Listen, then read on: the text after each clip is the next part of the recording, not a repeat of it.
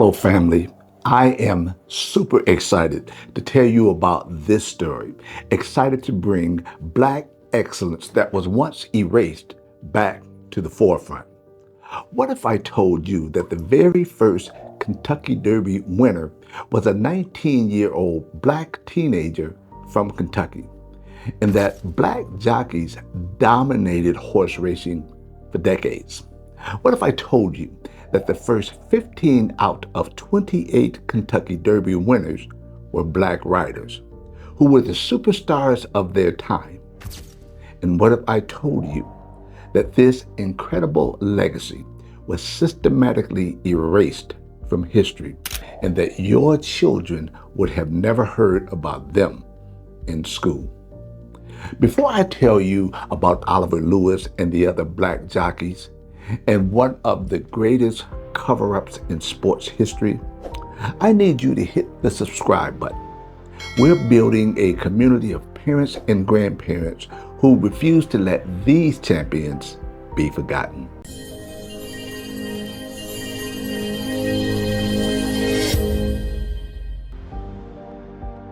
You know what hit me the hardest when I discovered this story?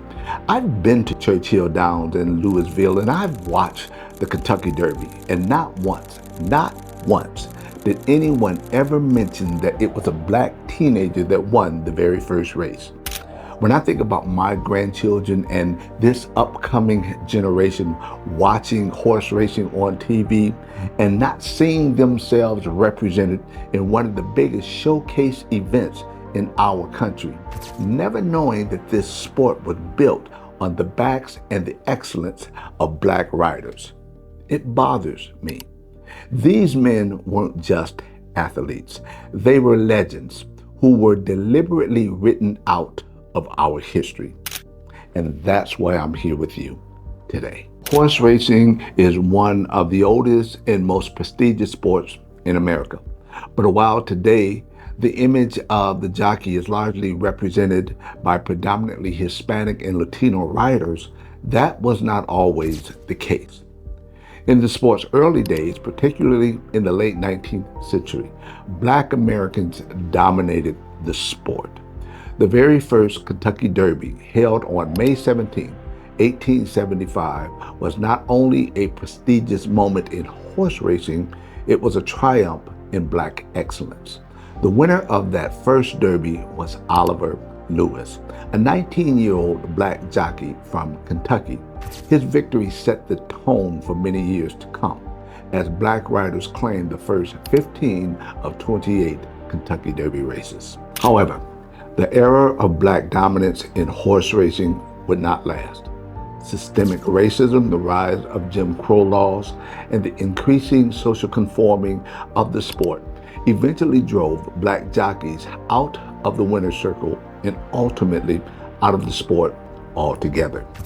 This is the story of Oliver Lewis and the role of Black jockeys in early American horse racing and the tragic erasure of their legacy. Born in 1856 in Fayette County, Kentucky, Oliver Lewis was the native son in the heart of horse country. Like many young Black boys in the region at the time, Lewis learned how to ride and care for horses at a very young age. Black Americans were widely employed in Kentucky's horse industry, often as groomers, trainers, and riders, due to their long-standing experience and skill with horses, a legacy dating back to the days of slavery. At just 19 years old, Oliver Lewis was chosen to ride a colt named Aristides in the inaugural Kentucky Derby at Churchill Downs.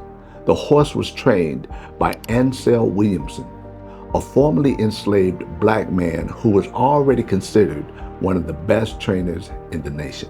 Here is what makes this even more incredible.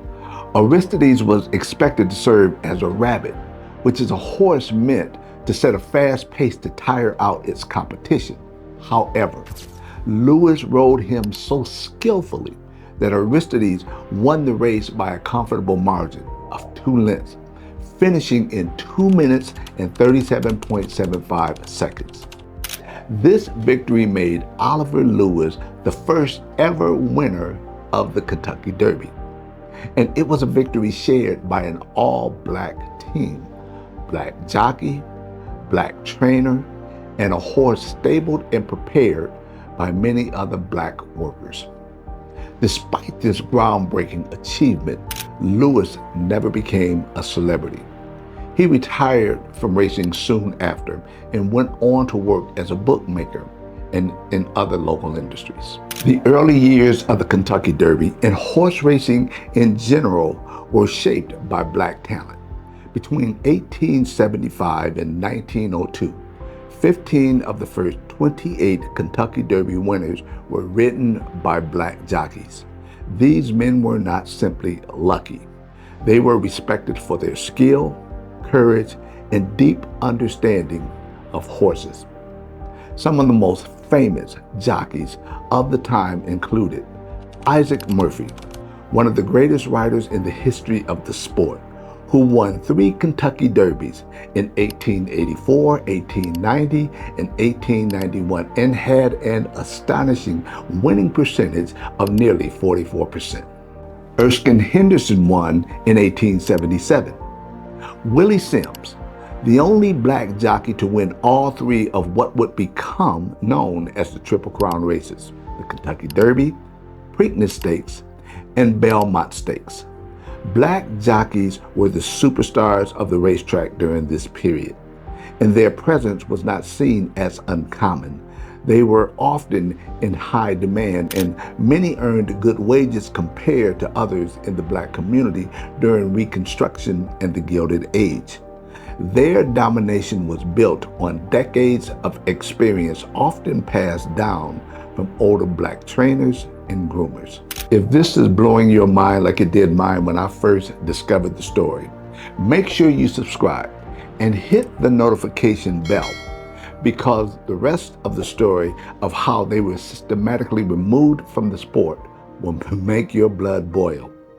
Despite their prominence, black jockeys' success did not shield them from the rising tide of racism in America. And by the 1890s, white resentment and the strengthening of Jim Crow laws created a hostile environment for black riders. Several forces contributed to their decline. White jockeys, trainers, and owners began to systematically exclude black jockeys from races through intimidation, threats, and outright violence. There are documented cases where white jockeys ganged up on black riders during races, boxing them in, cutting them off, and pulling them off of their horses mid-race. As the sport became more institutionalized, licensing and access were often controlled by white-only organizations. Black jockeys were frequently denied license to enter into major races.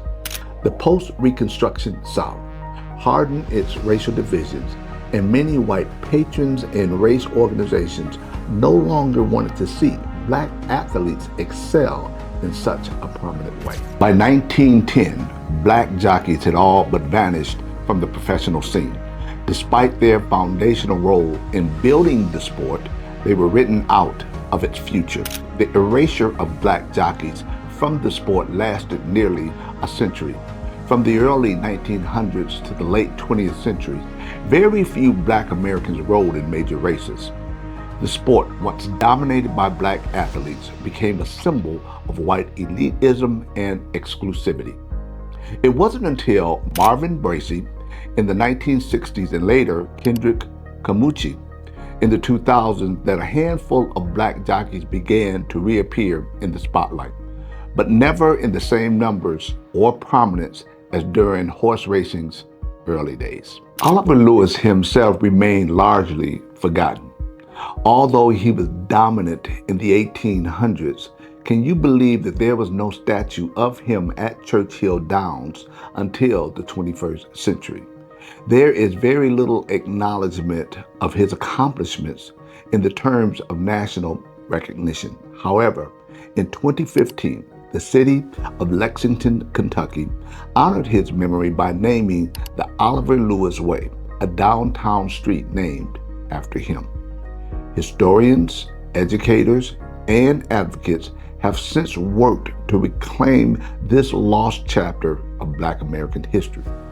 Organizations like African American Racing Pioneers and books such as Black Maestro by Joe Drape have helped to bring these stories back into public consciousness. Oliver Lewis and his fellow Black jockeys is a story of triumph, betrayal, and resilience. These men helped shape American horse racing at its very foundation. They were athletes, professionals, and pioneers who rose to prominence only to be cast aside by a society's increasing hostility to their success. As we reflect on the legacy of horse racing and America's sports in general, on a more broader sense, it is essential to remember the contributions of Black athletes who laid the groundwork under conditions of adversity. The tale of Oliver Lewis is not just a footnote in racing history, it is a testament to Black American excellence and a reminder of what can be lost when racism is allowed to silence greatness. Restoring this history is not simply about honoring the past. It is about informing the present and inspiring the future. Let's be honest here.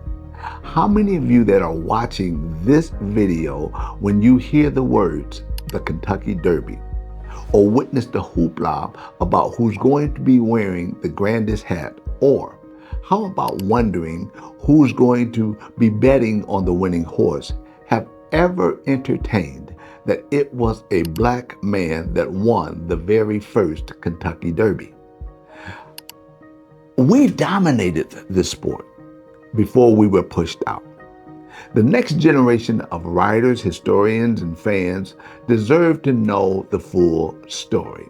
The one that began with a 19-year-old Black boy from Lexington, Kentucky, who against all odds won the very first Kentucky Derby. Okay, before I give you a call to action, I'm going to ask you a few questions. One, who won the very first Kentucky Derby? That should be an easy one. Two, what was unique about him and the horse he rode and the role that they were supposed to play in the race? Got that one? Okay, three, what was the period in American history where Black jockeys dominated the sport before they were pushed out? Okay. Four, other than Oliver Lewis, can you name other Black jockeys that were successful in horse racing? Okay, last one. Five.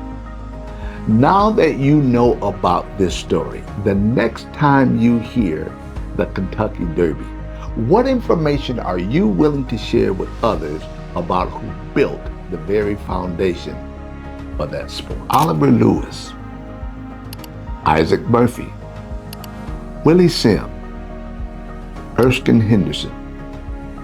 These names should be as famous as any other sports legend. They dominated the most prestigious sport in America, and then they were erased. Your children and grandchildren deserve to know their names, their stories, and their incredible achievements. This is the history they're hiding from our kids. This is the excellence that they don't want the next generation to know about. But together, we can change that. If this story opened your eyes the way that it opened mine, I need you to do four things. First, hit the subscribe button and ring the notification bell so that you'll never miss these incredible stories of Black excellence that's been buried. Second, share this video with your parents, grandparents, and anyone else that you feel needs to know the truth about American sports history. Comment and tell me, had you ever heard of Oliver Lewis before today? Third, join our private Facebook group where we continue these conversations and share resources that help you to teach the complete story of American history to the next generation. The link is in the description below. And fourth, I want to recommend a book that dives even deeper into this incredible story. Isaac Murphy, The Rise and Fall of a Black Jockey by Catherine C. Mooney. You can find this and our complete Black History book library in the description below. These are the books that will help you to tell these stories with the power and the respect that they deserve. Now, don't let them erase these champions. Don't let Oliver Lewis and the legacy of Black jockeys be forgotten. Subscribe, share, and join the community of truth tellers. And I'll see you at the next video where we'll uncover another truth of excellence that they don't want you to know. Take care.